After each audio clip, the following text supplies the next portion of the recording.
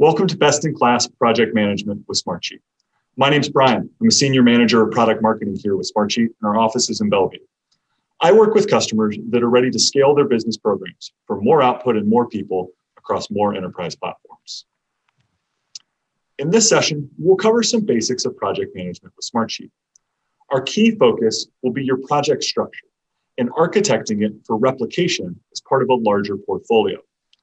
We're setting the stage for the rest of this track, where we'll go hands-on with the programmatic elements of portfolio management, like project provisioning and resource management. If you're a new Smartsheet user, or you'd like a heavier emphasis on some of the tactical tips and tricks, you might be better served by some of the sessions in our tracks on Smartsheet fundamentals. Before we get started, I need to handle some quick logistics. This session is being recorded for you and your colleagues to watch on a later date, and there's a chat window there if you have any questions as we're going. This presentation may contain forward-looking statements, and any copyrights in this presentation do not convey endorsement. At the top of this track, Robin shared some basic concepts of project and portfolio management. He really focused on the portfolio side of project and portfolio management, particularly focusing on demand management, resource management, and portfolio monitoring. In this track, we're going to focus on the granular unit of that portfolio, the project. So if we're looking at the project, what should actually be included in that project? If you're thinking about getting ready to scale your project portfolio to 50 projects or 500 projects or more, every project should have at least a plan sheet and a dashboard. We see those over on the left side of the slide as our key things that we need in a project. The plan sheet seems obvious. That's where we're going to track the individual tasks of our project and use the basic tools of collaborative work management, like automations and conversations. As your portfolio grows, you'll want to be sure that each project has a dashboard. That makes it easy for your leadership or other project collaborators to quickly understand the status of a given project when they have more than a few to keep track of. And as your portfolio grows even more, that's when we start adding sheets and reports and dashboards that make it easier to report on that project, especially when there's a lot of other projects where we want to pull that same kind of data into our aggregated portfolio reporting. So we're going to take a look at an individual project. This example is a software implementation for a customer, but everything I'm going to show you could be for a construction project, a marketing campaign, a financial audit, product development, or any type of project that you happen to work on.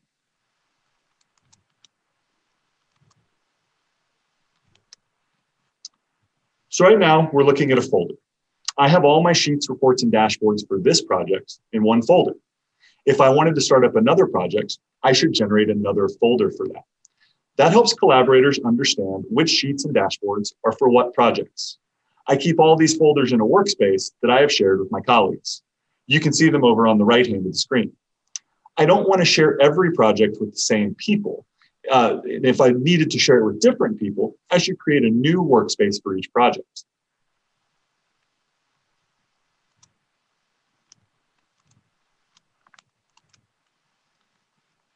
Now we're looking at our dashboard that we have for each project. The project dashboard,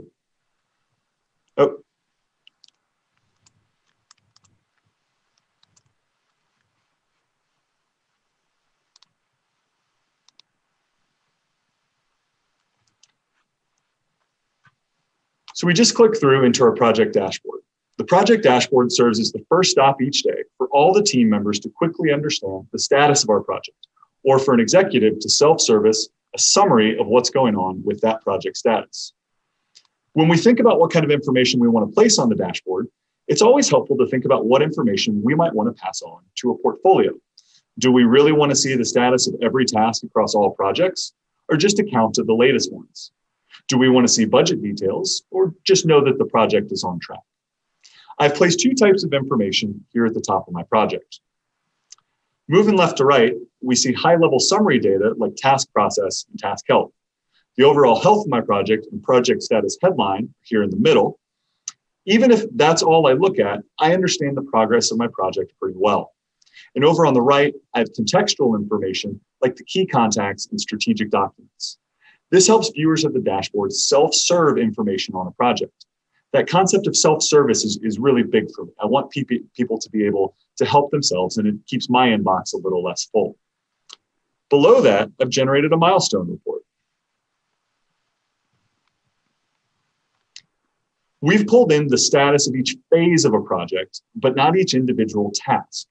This helps a viewer understand the progress of the project slightly deeper than my overall indicators up top, but they still don't have to click into the full project and understand every step. This one's displayed in a Gantt view, which is standard functionality. Below that, I've got a RAID log. We'll talk more about that in just a second. And as I scroll down, I can see deeper information like my project budget. Again, at this altitude, do we want to see details on everywhere that we're spending budget, or a top-line summary of budget versus actual? That's the kind of detail we want to think about when we move on to portfolio reporting, or maybe even a status of where we are in the budget, at, above, or below. And all of this is highly configurable because it's a Smartsheet dashboard. Build it out with the right KPIs that are for your program, no technical skills required. Let's look over at my plan sheet. On my plan sheet, each row is an individual task that someone on the team must complete for this project to be successful. We're viewing it in a grid, but I can also display and edit that information in a calendar view or a card view or a Gantt view. I can also set this information up into our mobile app for iOS or Android. Each row rolls up to a summary milestone. We saw those over on our dashboard. Each row has critical information about that task, like a contacts column with the owner of that task and a date column with the due date. Both of these are going to help with my automated workflows. I've built automated workflows that trigger actions when certain conditions are met. Automated workflows help the team save time and maintain a high quality bar in our work process. Let's look at the two I have here on the sheet. The top one sends an approval request to the department lead when the approval needed column is checked. This approval workflow happens right from the recipient's inbox. The other one sends an update request to the task owner when the due date of that task is reached. The recipient can provide that update request even if they don't have access to the sheet or even a Smartsheet account. I built both of these using our simple workflow viewer, no technical skills required. You can also alert someone to new rows or rows that change. You can request an update like we're doing here, or you can move or copy rows to another sheet. You can even lock and unlock rows for editing. We're also having a conversation about our work right here in the sheet. Here's a question that I asked my colleague using an app mention. App mentions ensure that the right people receive notifications for our conversations here in the app, in their email, and I can also set it up for a Microsoft Teams or a Slack channel. This is super helpful when we're talking about documents or other assets attached directly to a row, for example. This avoids my personal pet peeve scenario of, hey, did you see that I updated the doc that's over on the shared drive? I then, of course, have to ask, what document did you update? Where is it? And what shared drive are we talking about? So far, this is pretty basic stuff. I told you we got to set the stage for all the really cool stuff that we're going to do on the portfolio side. Let's take a look at how we might architect this project to better facilitate portfolio management.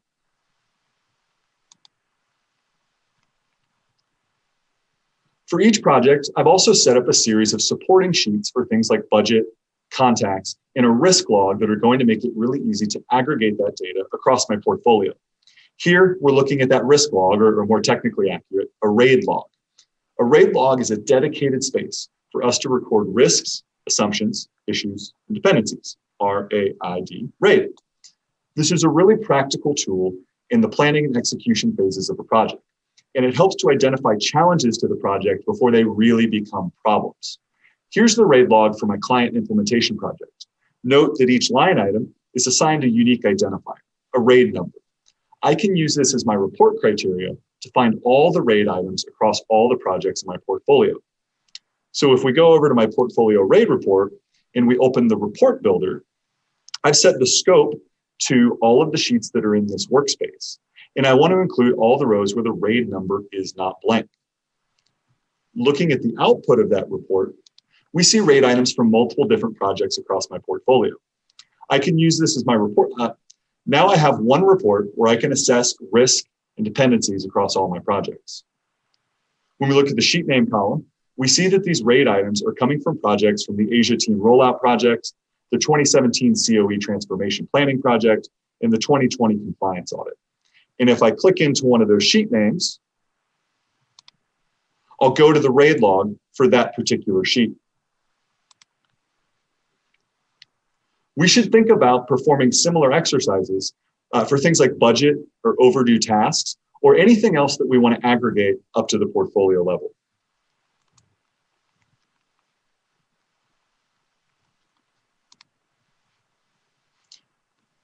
While I've got you here, I also want to give you a sneak peek of some of the report functionality that's coming in October. We're adding some new grouping and summary functionality. So you'll be able to group your rows based on a common value. So in this example here, I've grouped all my product inventory by its packaging size. You can see 12-ounce ground versus 5-pound whole bean coffee. And then we can summarize that report with functions like sum, count, and average. Here I've summed up the count of those inventories by package size. So I know that I have 60 units of 12-ounce ground. The grouping and summary functionality like this will make it easier to identify key information, like incomplete tasks in a single project plan, and make it much easier to summarize large sets of data across your portfolio. So that was a quick look at the basic elements of a project. Each project should have at least a plan sheet and a dashboard. And we prepare ourselves for portfolio reporting when we start pulling out key details like RAID items and budget and putting them into a commonly formatted sheet across all our projects. The easiest way to get started with best practices for project management are to check out the template sets at the Smartsheet Solution Center. You can find that by logging into Smartsheet, clicking on the menu next to your name. We have basic template sets like we've looked at here for things like IT projects, marketing services, objectives and key result trackers, and more. And each of those template sets is going to include some of the features that we looked at, like a dashboard that's dedicated to that individual project and automations. The easiest way to get started with portfolio management is to stick around for the next session in this track on Control Center. In that track, AJ will show you how you can turn a collections of sheets, reports, and dashboards like we just saw into a blueprint for Control Center. Blueprints are fully configurable projects that you repeat over and over again. Control Center also adds the programmatic elements around portfolio management that will really help you scale. Things like demand management, portfolio reporting, process improvement, and archiving. All this aligns to the overview on portfolio management that Robin shared at the top of this track. Our goal here across our portfolio is to deliver a consistent methodology for project execution at a really large scale and giving us visibility into both our individual projects and our portfolios. On our website, you'll find a detailed primer on project management, as well as those template sets I was talking about. The chat window is still live. Don't forget the Brain Boost activities on automation and project management too. My name is Brian. Thanks for your time.